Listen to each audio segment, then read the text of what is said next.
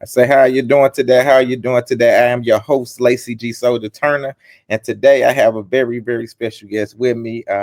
She is a writer, director, producer, an actress, a passionate, award-winning filmmaker, visionary, creator. You know, she's been doing her thing a long time in this industry, and we're gonna get to, learn a lot about her. So, without further ado, I want to welcome to the platform the wonderful, amazing Susie Singer Carter. Welcome to the platform.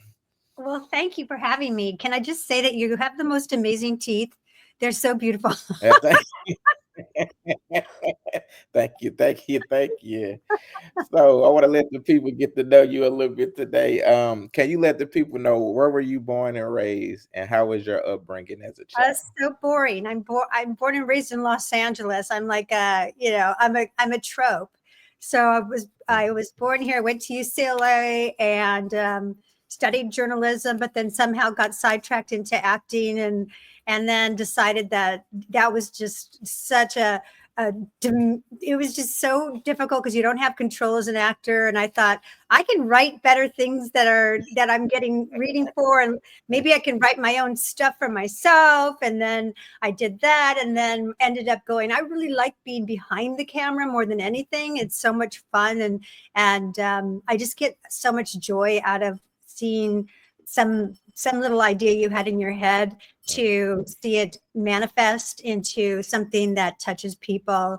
And so that's where my life led me a billion years ago. And so here I am, and I've done all kinds of different kinds of types of programming, from kids programming, which I love, love, love, because I love kids because they're just so fearless for the most part, and filterless. And, and I love that because you get a lot of good honesty, right? Yes, Whether you want it or not. right, that is correct. Right. And which brings me all the way to this part of my career where I've been working on a project that has to do with our elder community, and which also can be very filterless Yes, and full right. of honesty. And I enjoy that because you know where they're coming from. And so it's like a full circle. I've gone the circle of life, Yeah, that sounds good. you know, and I'm very pleased to have that trajectory, Okay. because I feel like for me as a creator, whatever I do, like my company is Go Girl Media, so I was hawking girl projects before it was cool. I would go into like Disney and go, come on, how about this little BB? She's small but mighty. She's smart. She's as smart as Einstein. They're like, yeah, it's great. Can you make her a boy? So look, y'all see that? I said, look, Susie then dropped all knowledge all around the world. So, Yeah. so Susie, let me ask you this though. So to harp it back a little bit, what made you want to get into acting in the first place?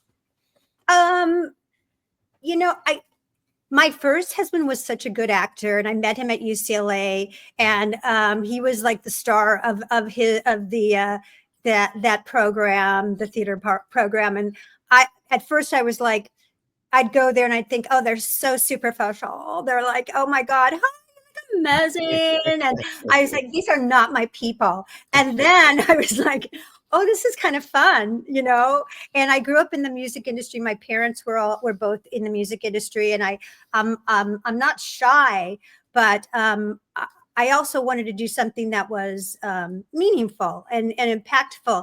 And I don't know. And it was also fun because it gives you an instant community. And that was fun. And I think like I leaned into more comedy than anything. And that felt really good to me because I started doing improv. So I started at, if anybody knows, the Harvey Lembeck Studios, which was before, like was as big as the Groundlings at one time. And then like everybody, Robin Williams came through there, and, John Ritter and all these great people were coming through there. And I really learned my chops there on how to really, it actually is a basis for writing because you are up on stage with nothing. Mm-hmm. And I loved that. I loved that so much. I think, as an actor, if you can conquer improv, you're golden. Mm, great, great. So, and speaking of children, you was writing, producing, and directing two children's series for CBS, Yeah. Cake and Dance Revolution. Can you tell the people about that? Yeah, that was so much fun. This is when I was trying to pitch my own projects, and I was pitching to a company called Brookwell McNamara, and who were like the kings of, date of morning television. They did everything for Disney. And I was pitching projects to them, and then they were pitched from CBS a Girl Power Hour. And they had told me about that, and I was like, well, what? Like Girl Power Hour? Like, What? that is me. That is me. Like, I am your Girl Power Hour right here. This is it. And I campaigned to just get on those shows, to be a part of those shows. And it turned out I ended up becoming the head writer on Cake, which was a sitcom with 4 kids of different ages from 10 to 14. And they had their own show, and it was an upcycling show. So it was basically each show, the problem was solved with an upcycling project. Okay. And which was so great, and people loved it. And it was one season. We packed it in. It was, and then it's still, you can still find it on Netflix, and kids love it and parents love it because you can do these projects together with things that you have in your home, right? And the kids were terrific.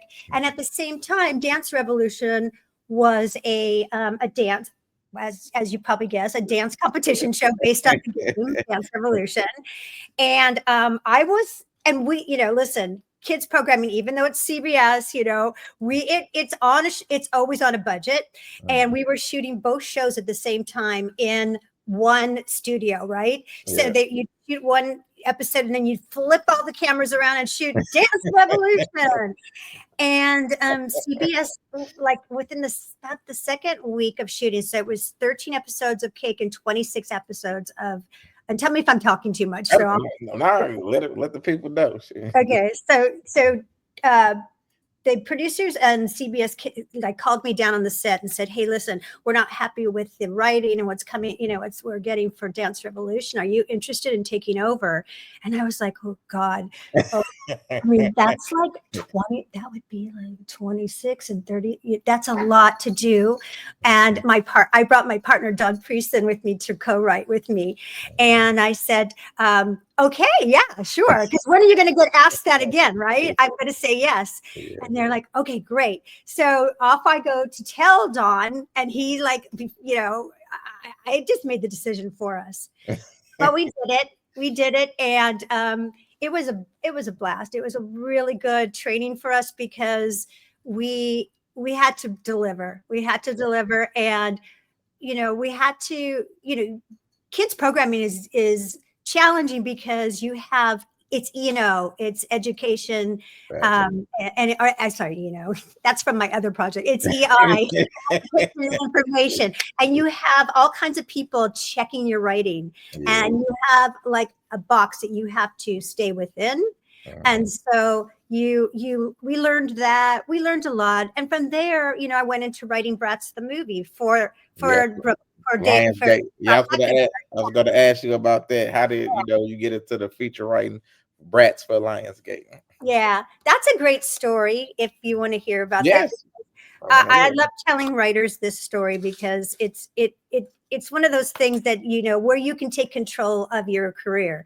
So the director was Sean McNamara, who was so good to me. He gave me the opportunity on Cake and Dance Revolution. He got this directing gig for Bratz, and he called me and he said, "Hey, listen, do you know anything about these Bratz dolls?" Because it was based on the Bratz, but it was live action. And I said, "Oh, are you kidding? Have you looked at me? Like I love these dolls, and I have 2 little girls, right?" So I was like, "Yes." He goes, "Okay, you're in," because I don't know anything about it. So I came in just to be an associate producer, right? And I came in at the very beginning. We hadn't even cast yet. And during the casting process, and the executive producer was Avi Arad, who is of the Marvel fame. He actually brought Marvel back to its feet when it was like dying. And he's a genius, but he had never done this kind of programming. And he's very, very controlling and really believes in his point of view and is not shy about expressing it. So in the callbacks for the girls, for our 4 girls to play the brats, he was not happy with any of it. He was like, who brought in this shit? I don't like it. I hate them all. They're terrible. He's from, this is my very bad Israeli accent. And he said, I am just so disappointed. And I said to Sean, I was sitting next to him, and I said, the girls are fine. They're great. It's the material. They need better material. It's not giving them. And I said, do you want me to just write like 2 scenes, like a dramatic, emotional scene and a funny scene? He said, yeah, that'd be great. So I did. So we gave it to them. They came back. They were great. And Avi was so happy. And he said, who wrote this? And so Sean said, Susie. And he goes, that other woman's fired. You're writing a whole new story. And that's how it got the job. The other woman's fired. We did. I'm not even like making that up. That's exactly how it was. Avi was like, if he had a flip of mind, he had a flip of mind. Okay. I like that. And it was, that was it. And I literally was like, oh, I haven't written a feature yet. And so literally I'm buying, like Saving the Cat. I'm like figuring out how to do it. And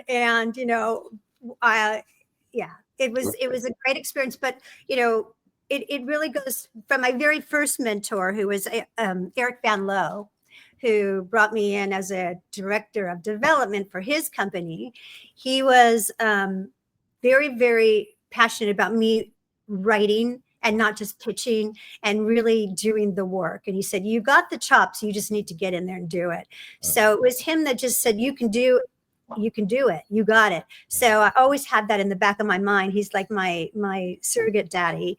And to this day, if you don't know him, look him up. He started on the Cosby Show, and the rest is history with him. He's an incredible human being. So you have to just believe that you can do it. Like, throw your hat in the ring and then figure out how to get there. Yeah, facts.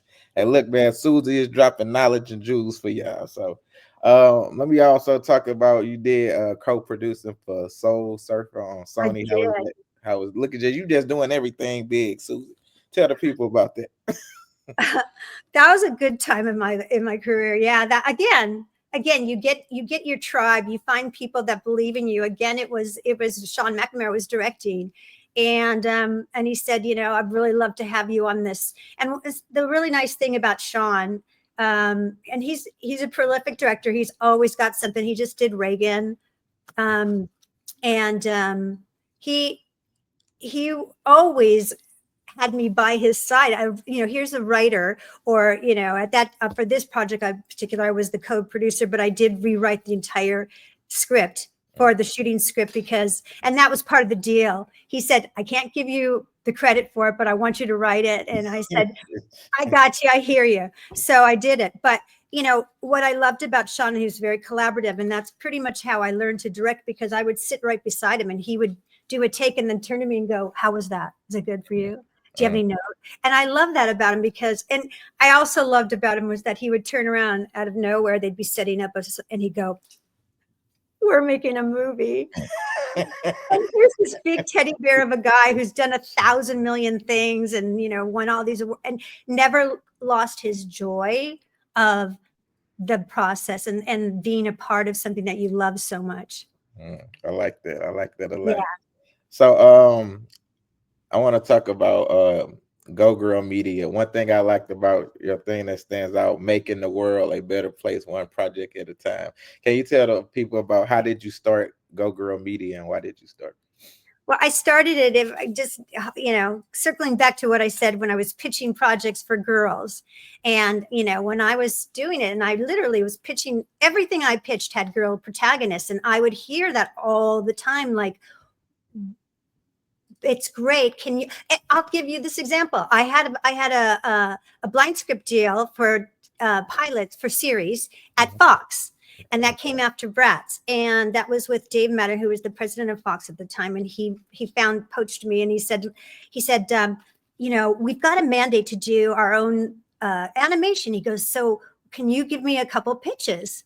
And so I came in with this great pitch, and he said, I love it. Again, can you make it a boy?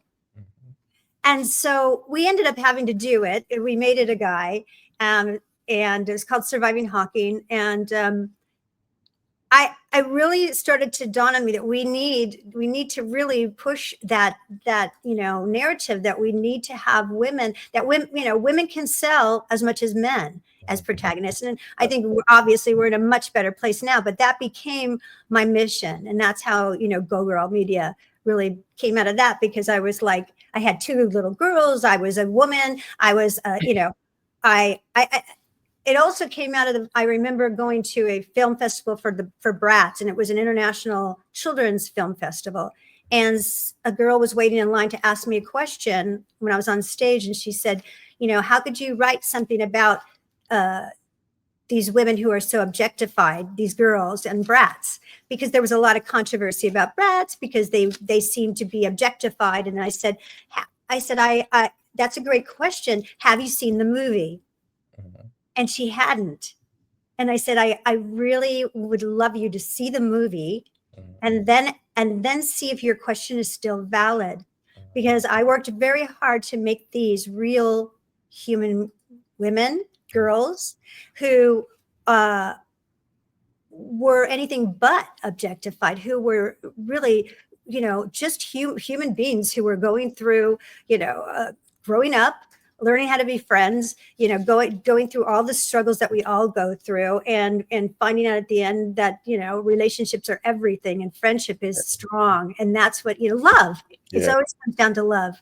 So I just thought it's really important that and I also at that time said, look at me. I love my fashion. I love my blonde hair. I love, I like my pink lipstick and my pink frosting. I'm a girl. I'm a cis girl. That's it. But that's okay. I'm still a feminist. Right. Right. And I'm a feminine feminist, and that's okay too. I don't have to take on another persona to be a feminist, because I am a feminist, and I tell women, work hard and support each other. Mm-hmm.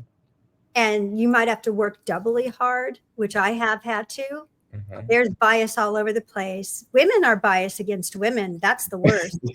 That's crazy. That's the worst. Yes, I've seen that a lot too. Right? Mm-hmm. I talk about that a lot. So, there is a way to be a feminine feminist, and you can enjoy your femininity, or you can enjoy whatever way you want to express your gender, whatever it is. That's cool too. I just think that, one of the marginalities that we have is women, and cis women at that. So I think that we also need to remember that I'm out there struggling against the blonde bias, and that people immediately assume that, okay, she's a dumb blonde, which can be my superpower. It's your superpower. Make them think I'm dumb. That's right. 100%. Okay. Yeah. So, work with what you got, folks. Yes, there you go. Hey, look, she dropped some more juice for you. Let me can you tell the people about your film, No Country for Old People? I know it's talk about the neglected nursing facilities. So can you tell the people about what made you want to make it, and just give them insight about that film? Yeah. Okay. Well, first of all, thank you for letting me be happy and joyful in the beginning. I love it. I love it.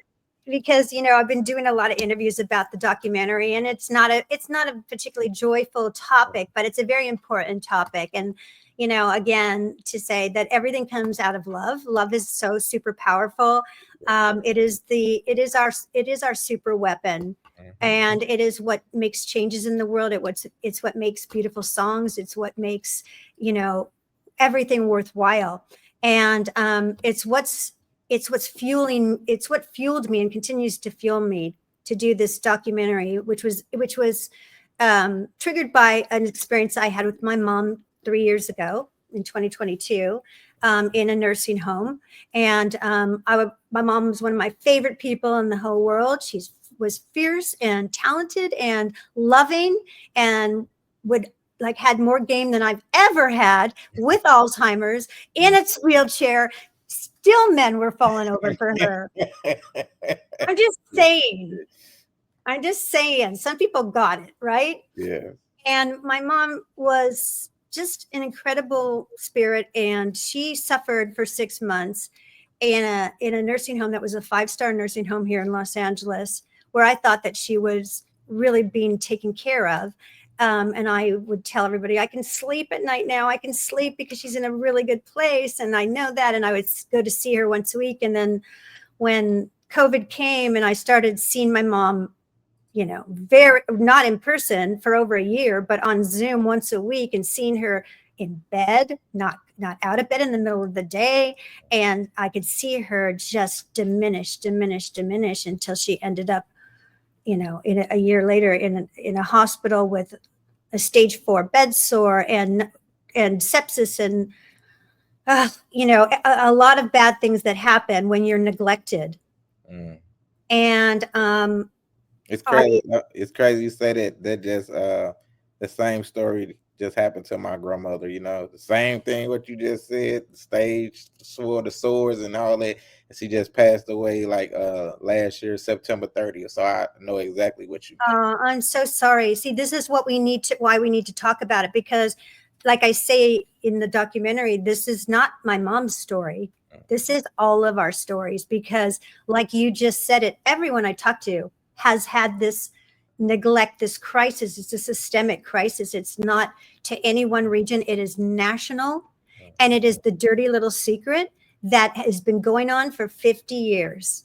Mm-hmm. It's 50 years that this crisis has been going on, where they've been continually understaffing to make more money, because there's people that own these that are equity, private equity and real estate investment. And it's run like a criminal enterprise. And they're to the point of washing money through other businesses. And I mean, it's like Breaking Bad, Yeah. in that way, because and it's not any different, folks. I'm not kidding you, and I am Pollyanna. I didn't want to think of this like most of us don't. We're like, la la la, no one's dying. No one's getting sick. Mom and I were going to live forever because that's for other people. We're not going to die, and we're not going to get sick, right? That's the truth, but to be serious about it, it happens. And we all, God willing, are going to get older, and we're all, God willing, we're going to need help. We all do. Or someone we love is going to need help. And the way that the system is set up now, it's set up for profit over people. Yeah. And it's wealth care, not health care. Though I know that sounds like a trope, but it is. It's the truth. And it's not like we don't want people to make money. You need to make money, but they are warehousing our loved ones. Yeah. Oh my God. They are warehousing them, and they are drugging them to keep them, chemically restrained. That's why when you go, if you've ever gone into a nursing home, it's scary because everyone looks like zombies. They're sitting in wheelchairs, like, Yep. And it's not because of their age or their health. It's because they're drugged. My mom was drugged with Depakote. I didn't even know, which is an off-market drug. It's for epilepsy, but they give it to elders to keep them restrained, to keep them quiet, because they're understaffed. And why are they understaffed? Not because they don't have enough money, because the owners are extracting more money. And that's the biggest cost, is staff. So they understaff. Mm-hmm. And so we don't know this. Most of us don't know it. And we think that there's, these great advocacy organizations out there, but the problem is that there's a very, very powerful lobby. There's a nursing home lobby, which is like the pharmaceutical lobby, like our NRA lobby. They're a very wealthy, powerful lobby that has embedded themselves in our legislature. They have millions and millions and millions of dollars billions of dollars that they, contribute to our politicians' campaigns.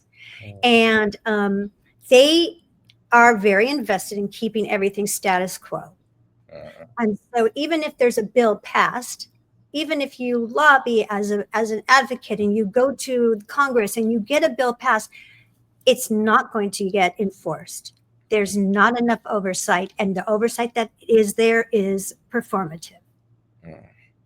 Man, It makes you feel like, oh, there's ombudsman, and we love ombudsman. The people that are there that are ombudsman, they want to do a good job. They're not given right. the tools. Yeah. They're not. It's all there to look like that our system is doing the right thing. It's not. Your grandma getting a bed sore, my Mm, mom is getting a bed sore, especially letting it get to that stage. That yes. is a hallmark of neglect. If you Yeah. go onto the CMS site, which is the Centers for Medicaid and Medi-Cal and Medicare and Medicaid, I'm in California, so I always say Medi-Cal. You will see that that is one of the regulations. Is that they are called a never event. They should never happen. It is the sign of neglect. Yes. And Yeah. so if one starts to form, they can be treated correctly right away. But if it gets to stage 2, 3, 4, you don't even want to know. I'm sure, because if you know what happened to your grandma, they Yeah. are horrendous. They Yeah. are they are it is torture. It is torture. Yeah. And I spent 6 months begging for them to bring in a wound specialist, and all I got was, we'll look into it. We'll look into it. Yep. Mm. That's really sad too. Real So sad. Yeah. that's why my my pain has turned into my purpose, Hmm. and the love that I had for my mom has also driven me to do this, knowing that it's not like there isn't statistics out there and the data isn't out there, but no one really listens to data because it doesn't resonate. Data stories resonate. So I decided to tell my story with my mom and also bring in other people's stories as well, because stories are the only thing that can shift Mm. consciousness, right? And Yes. so that's why. And so for the past 3.5 years, since 2022, that's what I've been doing, Mm. is working on this, where we have created a movement called Roar, Mm. and we are collecting warriors to come on board with us and really do a movement, not dissimilar to the Women's March, which was so powerful. It's Roar stands for respect and oversight, advocacy, and reform. Mm. And that's what we need. And we need to take the power back as constituents. That's the only power that is our currency, is Mm. to be is our constituency. So if we can do that and really be loud about what we want, and shame our politicians, let them know that we know what's going on, then real change can happen. But until then, advocacy has not moved the needle enough, Mm. and certainly not quick enough. Mm. And not to be political, but it is in this year, there are so many threats to even make it worse than it already is. So the urgency is just exponentially bigger now, Mm. to make changes, to really educate everybody as to what's going on, and to be very, very vocal. We need to amplify these messages, because otherwise it'll just continue another 50 years. Facts. So, man, wow, like you just said a whole lot that the people need to hear. I like really love that, and I write and direct movies too, films too, and when I was researching you, one thing I love about is just you make powerful films, like you create dialogue with your film. So I really love it because that's what I try to do in my writing also. So also I want you to tell the people about your Oscar qualified short film, My Mom and the Girl, and it's kind of dealing with Alzheimer's. So can you tell the That people? was so that was before. This was 7 years ago. I decided, my mom lived with me for a year after my stepdad died, and I was going through divorce, and we lived in this work live loft. in Universal City, if everyone knows where that is, like right in the heart of Hollywoodish area, and it's basically like living in a studio, a movie studio, because everybody there was working in the industry. And I had my mom with me who had Alzheimer's, but she was at that stage where if you didn't know she had Alzheimer's, you'd think, oh, she's great, until she starts repeating herself and they're like, oh, something's wrong here, right? And so, but I was so worried that I, is this the right thing? And I had my 16-year-old daughter with me, and people were saying, oh, are you going to subject your daughter to this? And it's like, really? Because it isn't this modeling a good thing that you take care of your family. Anyway, after a year, and my mom ended up progressing and needing a little bit more assistance. Everybody who was living in that in my lofts, they were saying, we miss your mom, we love her. Yeah, we know. They all stepped up. Nobody was upset. They embraced her. They loved her. My mom was like in a music video with one of the groups that who was from Mexico. They're like, my mom was a singer. They're like, we love her. My mom was she was like, she owned it. Snoop Dogg and her met for coffee. He was like, little mama, you're going on the road with me. I love you. I mean, literally, like, she was having a ball. And I decided, you know what? I didn't know anything about Alzheimer's. Nothing. I thought I was going to cure it. I told my mom, we got this. Like, other people haven't really researched it. We got this. I got your back, Mom. We got this. And then I realized that I was an idiot and that I wasn't going to cure it. And so I was going to have to lean into where my mom was at. And that's when everything changed. And I knew that I needed to go on the journey with her at the pace that she was going and love her at every stage. And that made all the difference in the world. And my mom was always there till the day she died. And she never, we communicated always.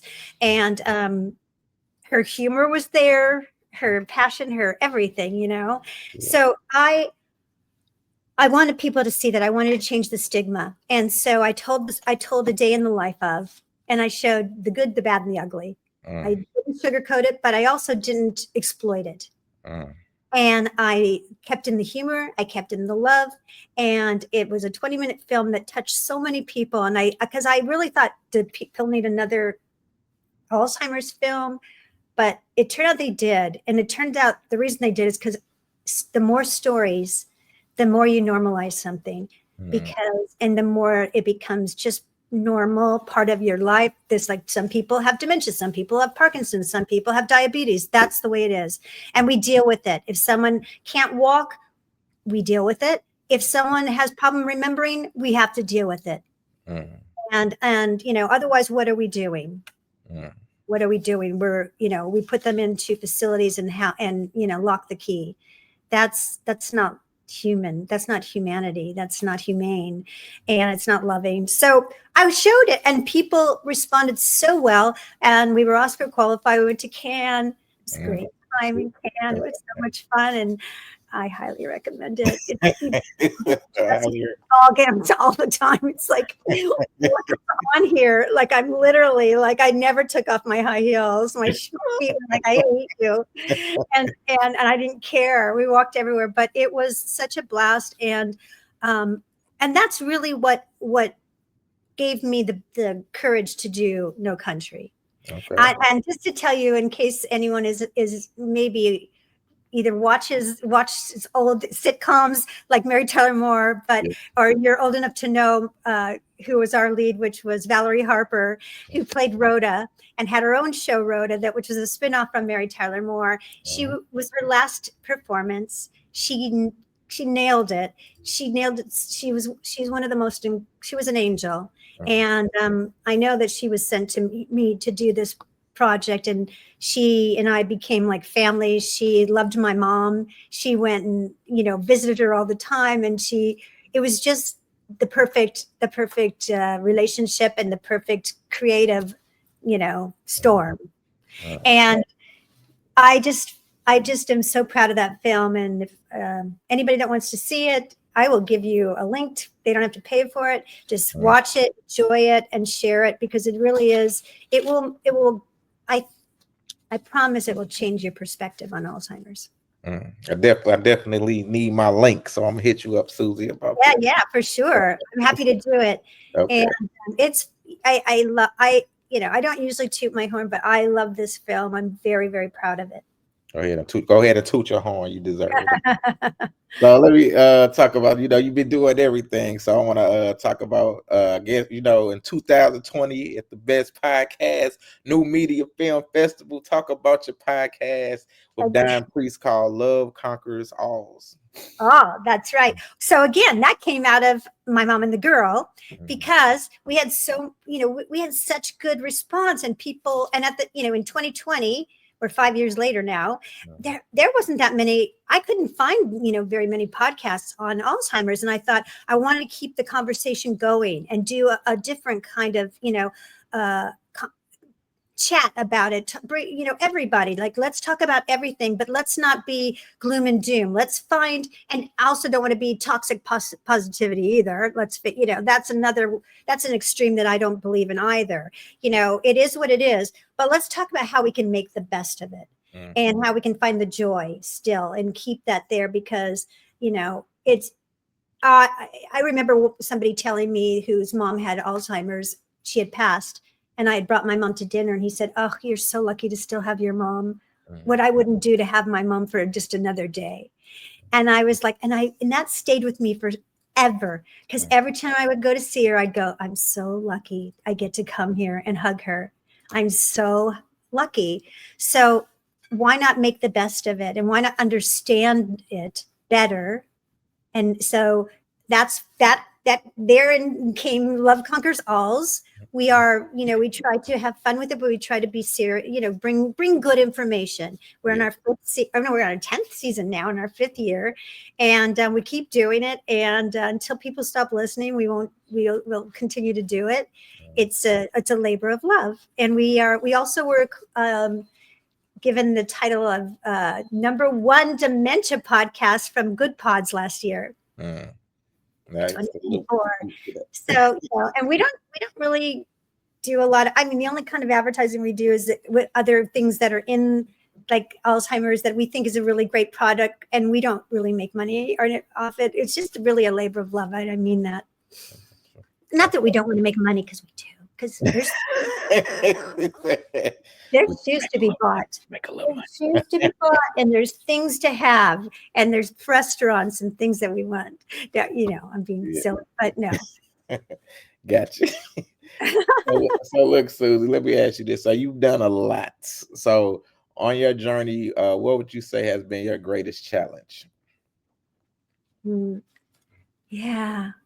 Well, I think that the biggest challenge for me is when you have an open heart, you leave yourself open to be hurt and to misread the situation sometimes. And I think that if I can't change who I am, I don't want to change who I am, but that has been my Achilles heel, is to be too open and to believe people in any industry. There are people that aren't authentic, that will use you, that will take advantage of you until they don't need you anymore. And that happens a lot in the entertainment industry, because, a writer, director, someone who creates, that's a skill. Yeah. And we forget that. We think, well, that's what we do. I can just do that for you. Yeah, I'll edit that for you, or I'll do that. Let me just I'm very good at that. I can do that. And, you give away your soul. And then you think that, well, I would never do that to someone else. But that, you can't look at it through your lens. You have to try to be a little bit broader. And I think that protect yourself. Protect yourself. One of my friends, who's, fierce, but she's an actress, fierce, but very loving, said, "Susie, you are too empathetic. You need to put yourself in a bubble and protect yourself a little bit more. And I share that with you because if you are an artist like Mhm. you can be very sensitive and you can be very giving and generous to a fault. Be Yes. careful, protect what your that's your goods. Yeah. When you write, those are your goods. Those are precious. Yeah. That's your widget. Protect your widgets. Mm. I love that. Look, man, Susie, you done been dropping jewels all show. I love it. I Good. love it. I love it. I love it. Be happy. Thank Yeah. you. So on the flip side of that, what would you say has been your greatest accomplishment? Ooh. Yeah, I got too many. No, it's not that. It's not that. I think that finding finding your purpose, like finding your purpose is my greatest accomplishment. I like that answer. I like that. And I think that when you do that, if everything feels good, and even in the hard times, then you know what lane you're in and you know what's meaningful and what nourishes your soul. And that will keep you strong in the hard times. That will give you your your base. And so I wish that for everybody. I like that. So, do you have anything else coming up that you want to promote?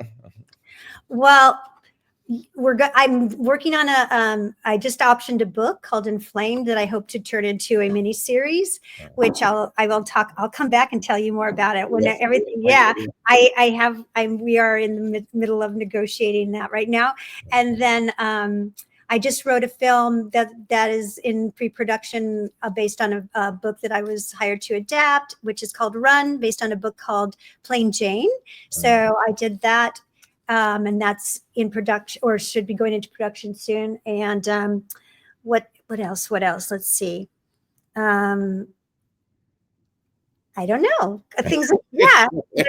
I'm sure there's more things. I mean, I will mention there's a podcast that we did, another podcast in during COVID called "I Love Lucifer," which is a comedy horror with two women uh, who they're B movie stars who fight movie monsters by day and real monsters by night. And it's a whole parody on Hollywood. We did 10 episodes with Adam Levy, who's from The Witcher and industry, like all great actors, 39 actors. If you want to just enjoy 10 episodes and have fun, and it's so much fun, and people love it. We won awards for that as well.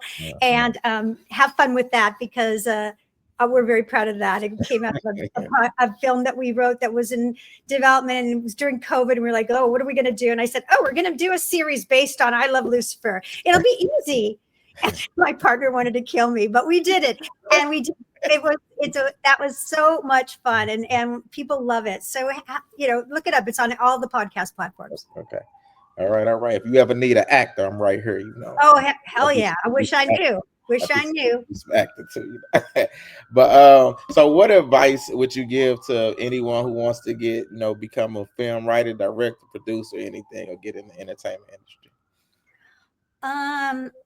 Well, I would say, find whatever. I mean, everybody has a different path. So I didn't do it the traditional way. I mean, you can go to college and come out of, and if you can major in that, and you'll come out with a group of your tribe, and that's very helpful. I've seen that where people have gone to universities and they come out and they sort of travel together, and they're strong together. And it's something that I'm bringing up Eric Van Loo again, that I didn't do that at UCLA. As I said, I didn't go that route. So he has said to me, you need to find your tribe. And when you find your tribe, just stick with them and travel it, because you need support. We all need support. We will all need that. And so find like-minded people. You will never succeed if they are not like-minded. You will beat yourself up. You will knock your head against the wall when you are working with people that are not like-minded. It doesn't mean you're wrong. It doesn't mean you're not talented. It means they are not like-minded. Facts. When you find like-minded people, that get you and you get them, you are golden. You Preach, are Susie. Preach, right. Susie. You will not succeed. And stop beating yourself up, because I did that. It was like I had the disease to please. My mom would say to me, "Why do you care? If they do you not know who you are? You don't like me? I don't like you. Bye-bye." Right? And I was like, no, I wanted to please everybody. You can't please everybody. That is the truth. Facts. Hey. Not. If you can please a handful of people, you're winning. Mm. And then that handful is representative of another handful and another handful and another handful and another handful. You only have to look at movies that are like, how many times have you watched a movie that's gotten great reviews and you're like, well, what? Did I just watch the same movie? Or something that you loved, and it's getting like ripped to shreds, right? Yeah. So it's there's a lot of opinions out there. Yes, facts. Hey man, let Susie drop us some more juice for you. So Susie, let the people know where can they find you at, how can they learn about you if they want to see some stuff. Yeah. So if you want to know more about No Country for Old People, go to nocountryforoldpeople.com. If you're interested in becoming a warrior with us, we are so happy about that. There's all the information is there. You can, get on our newsletter and also sign up to be a volunteer. And if you want to find me, it's Susie Singer Carter on any platform except I kind of closed down a little bit. I'm not on X anymore. Not that it's a political thing, but maybe it's a little political thing. I don't know. But I haven't tried Blue Sky yet because it's overwhelming. But I'm on TikTok. I'm on Instagram. I'm on Facebook, and I'm on LinkedIn. And all of those have different, communities, and I like those four the best. So you can find me, Susie Singer Carter, and that's where I'm at. Love Conquers All, and I Love Lucifer are on Instagram. No Country for Old People is also on Facebook. I mean, there's just too many to take care of, but you'll find me. Y'all find her. Yeah, and Susie, and also Go Girl Media. That's my personal website. So okay. So my last question that I love to ask all my guests: when it is all said and done, and you are long gone from this earth, what is it that you want the people to know about Susie Singer Carter? Oh gosh, she was a rainbow. That she brought. She had a lot of color and brought a lot of color to people's lives, and that's just joy. I hope that I leave joy behind, and I hope that I leave a legacy of strength and determination and joy and love. That's it. I don't know. That's hard. I love that answer. Friends say that about me. That was a great answer. That was a great answer. Well, look, I want to thank you, Susie. We've been trying to do this. We got it done. We did it. We did it. Yay. Yeah. But I really enjoy this interview. You dropped a lot of jewels, a lot of nuggets that I think the people are going to love. So Well, I hope appreciate so. you. That's my rainbow. I'm sprinkling it. Whatever I have, I share. Yeah. Yeah, I love it. So I would definitely let you know when I write an article about this and publish this, on our platform. So I appreciate it. Thank you, Lacey. Thank you so much. You're a doll. And I really enjoyed talking to you. Me too. And we're gonna talk soon.